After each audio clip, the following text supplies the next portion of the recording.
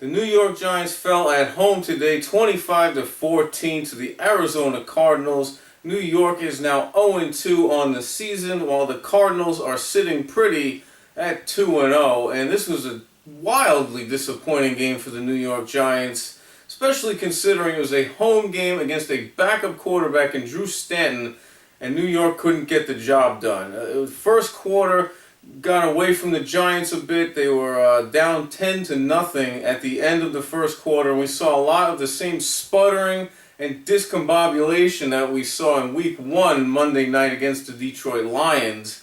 Eli Manning threw another interception. This one was a tip pass, so I don't think it was totally his fault, but it's still a turnover, and the Giants can't be giving extra opportunities away to the opponents. But I thought the Giants got back into the game in the second and third quarters. Eventually they took a 14-10 lead, and there were three, I think, main reasons for that. It was Eli Manning, an improved play from him. He had good stretches during this game. It was 26 of 39 for 277 yards and 2 touchdowns.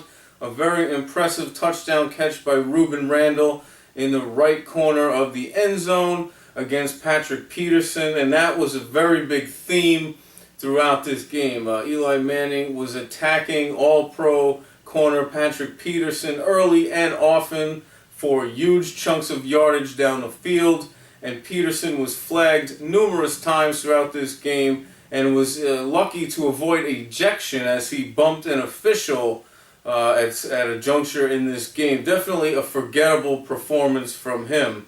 And also I thought the running game helped out the Giants get into this game and get back the lead.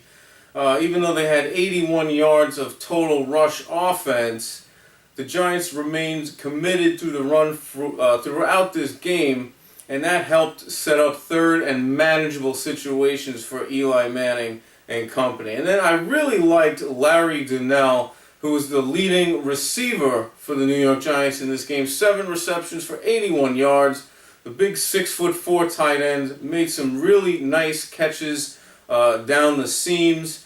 And I don't want to sit here and say he's the next Antonio Gates, but when I see a big physical tight end make hands catches down the field and locate the football at its highest point with great accuracy and coming down with the catch consistently, it really opens my eyes. And that was the second big game this season for Donnell. So big things, I expect big things from him going forward, but a lot of inconsistencies offensively. Outside of that touchdown catch from Ruben Randall, he was inconsistent, and then 2 huge drops from their number 1 wide receiver in the fourth quarter, Victor Cruz.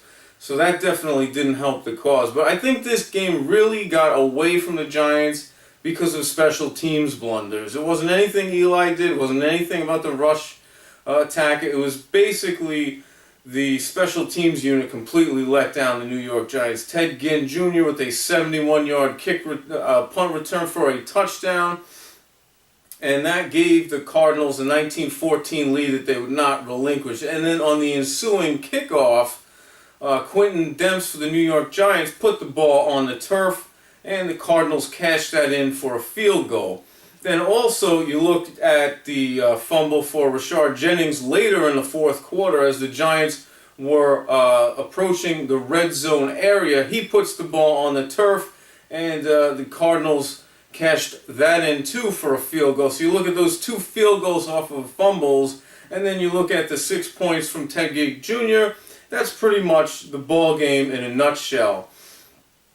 For the Arizona side, I thought that Drew Stanton did a decent job. He did yeoman's work as the backup, 167 passing yards with no turnovers. That's all I could expect from him. And I really liked what I saw of Andre Ellington, 6th-round draft pick, second-year man out of Clemson. I don't know how he slipped down to the second round. He has great foot speed, great quickness around the edge, and he picked up additional yardage for the offense. 91 yards on the day for him, so he had a good game as well. But going forward for both teams, the Giants, they continuously beat themselves with ill-advised penalties, turnovers, and poor special teams play, choppy offense at times, and that's a recipe for an 0-2 start. For the Cardinals going forward, this was a nice victory for them, but if they want to be serious playoff contenders, they really need Carson Palmer in there.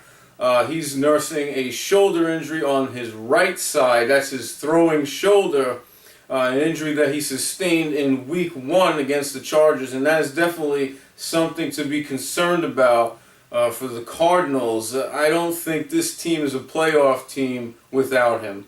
But that's my game recap for Week 2. Definitely comment below. Let me know what you thought of the game, and subscribe to my YouTube channel, of course. That's all for now. It's Football Rob signing off.